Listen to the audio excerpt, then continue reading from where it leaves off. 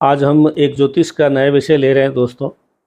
वो है कि किसी भाव में बैठा हुआ ग्रह वो अधिक बलवान होता है, वो ज़्यादा फल देता है, या उस भाव का जो स्वामी बैठा है वो इस भाव का ज़्यादा फल देगा या बलवान होगा, ये विषय है। तो इस विषय पर चर्चा करेंगे दोस्तों। अमर एस्ट्रोलॉजी में आपका स्वागत है। मैं हूँ अमर सिंह चौहान।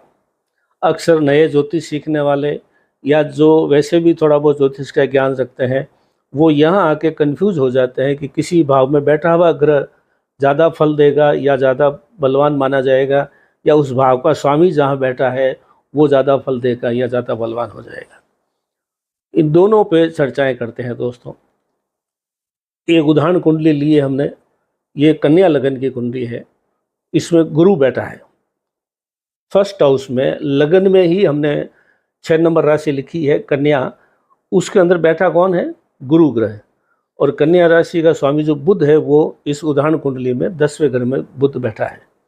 अब हमें ये देखना है कि गुरु जो यहाँ बैठा है, जिसकी ये राशि नहीं है लेकिन बैठा यहाँ पे पहले घर में है, वो पहले घर का अधिक फल देगा, या जो बुध इसका मालिक है, स्वामी है, लॉर्ड है, लॉर्ड ऑफ लग्नेश है, वो लॉर्ड ऑफ फर्स्ट हाउस, वो 10वें घर में बैठा, वो ज़्यादा फल देगा। ये अक्सर कन्फ्यूजन होता है। देखिए, जो बैठा हुआ ग्रह है, जैसे इस कुंडली में कन्या राशि में यानी बुध के घर में गुरु बैठा है, ये यहाँ पे मालिक नहीं है इस घर का। ये चौथे और 7वें घर का मालिक है गुरु, लेकिन बैठा फर्स्ट हाउस में है। और फर्स्ट हाउस का जो स्वामी है वो 10वें में बैठा है। तो अब हमें ये देखना है गुरु यहाँ पे लगन में कैसा फल देगा, कितना देगा। और इस 10वें घर का स्वामी जो लगन का स्वामी जो है 10वें घर में बैठा बुध, वो यहाँ पे क्या, उसका क्या प्रभाव होगा। अब हम इसको बिल्कुल सरल करके चलते हैं। कोई भी भाव में जो ग्रह बैठा है वो उस ग्रह का या घर का, जिसको हम घर भी बोलते हैं भावों को, वो उस घर का मालिक नहीं है, किराएदार है। जैसे यहाँ पे लगन में गुरु बैठा है, गुरु इस घर का स्वामी नहीं है, इस घर का स्वामी है बुध जो 10वें घर में बैठा है, लेकिन गुरु बैठा लगन में है, पहले घर में है, तो गुरु यहाँ पे किराएदार है। अब ये जिस भवन में, जिस लगन में बैठा है, वो भवन अगर बहुत बड़ा है, सुखदायक है, बहुत अच्छा सुंदर है, सुखद है, प्राकृतिक वातावरण अच्छा है, अंदर भी बहुत सुविधाएं हैं, उसका सुख भोगेगा, उसी अनुसार वो फल देगा, उतना ही खुश रहेगा। उसके जो है वो तात्कालिक फल वो देगा। कौन? जो बैठा हुआ ग्रह है, क्योंकि वो अभी इस मकान का सुख भोग रहा है। यानी लगन के अंदर गुरु जो बैठा है, वो लगन नामक जो भवन है, उस भवन का सुख जो है गुरु भोग रहा है। वो सुख भोग रहा है तो आपको भी उसका सुख प्राप्त होगा, क्योंकि वो वहाँ बैठ करके आपका लगन के अंदर बैठा हुआ ग्रह हो गया। सिटिंग प्लैनेट जिसको बोलते हैं, बैठा हुआ ग्रह। घर बुध का है लेकिन बैठा गुरु है। तो बैठा हुआ जो ग्रह है वो तात्कालिक फल देगा। जो आपको गुरु के क्या फल है? ज्ञान, आध्यात्मिक ज्ञान, अंतर्ज्ञान, थोड़ा उसमें अच्छी कैटेगरी का इंसान, विद्वान, यशस्वी, प्रसिद्ध, और समाज में एक बड़ा नाम, अगर गुरु बलवान है तो ये चीज़ें आपको देगा, क्योंकि गुरु के ये स्वाभाविक गुण है। गुरु बैठा है यहाँ पे इस घर में किराएदार होकर के, लेकिन उसके जो गुण हैं वो आपको लाभ देंगे, लेंगे, क्योंकि गुरु यहाँ बैठा है।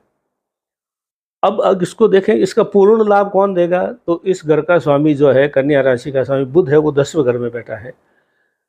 इस घर को अगर हम बेचते हैं, मान लीजिए, एक उदाहरण से देखते हैं कि ये जहाँ गुरु बैठा है, ये भवन बुध का है, गुरु किराएदार है, तो किराएदार भवन का आनंद तो ले सकता है, लेकिन जब कभी भी बुध अपने घर को बेचेगा तो उसके पैसे बुध को मिलेंगे, गुरु को नहीं मिलेंगे। तो जो बड़े फल हैं लगन के, जिसका स्वामी कन्या राशि का स्वामी बुध है, वो बड़े फल बुध के द्वारा प्राप्त होंगे, क्योंकि ये घर बुध का है। तो बुध के जो है फल क्या होंगे?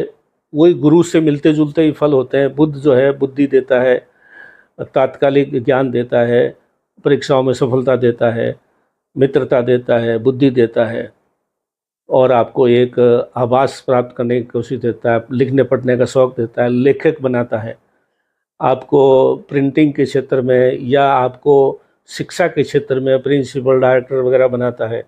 अगर गुरु बुध के साथ में सूर्य वगैरह जुड़ गए तो वो सिविल सेवाओं में ऊंचाई दे सकता है।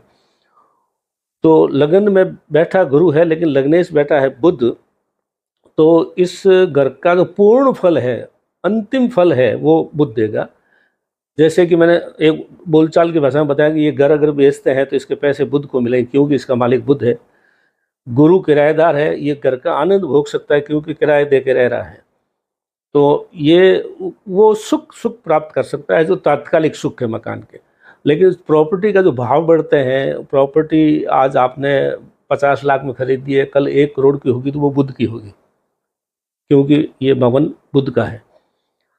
आप अंदर बैठे हैं 50 लाख की प्रॉपर्टी का मज़ा ले रहे हैं क्योंकि आप किराएदार हैं, तो स्वाभाविक है आपको उस मकान का पूरा भोग करने का है। लेकिन ये प्रॉपर्टी बिकेगी तो पैसा बुध को जाएगा। ये एक सरल सा उदाहरण जो हमने लिया है दोस्तों। तो ये उदाहरण हमने इसलिए लिया है कि आप जो सिटिंग प्लैनेट है उसको तो देखिए क्योंकि वो वहाँ बैठा है तो वो अपनी इमेज बना के रहेगा, उसका भी लाभ आपको मिलेगा। अगर आपने एक मकान जो आपका है वो कलेक्टर को उदाहरण किराए पे दे रखा है तो आपके घर की इज्जत बढ़ेगी, साहब के कलेक्टर साहब रहते हैं इनके घर में।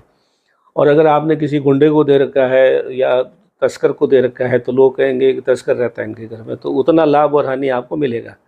लेकिन असली मकान तो बुध का है तो वो बिकेगा, या जब भी उसका कोई इमेज स्कैनिंग होगी तो वो बुध के हिसाब से होगी।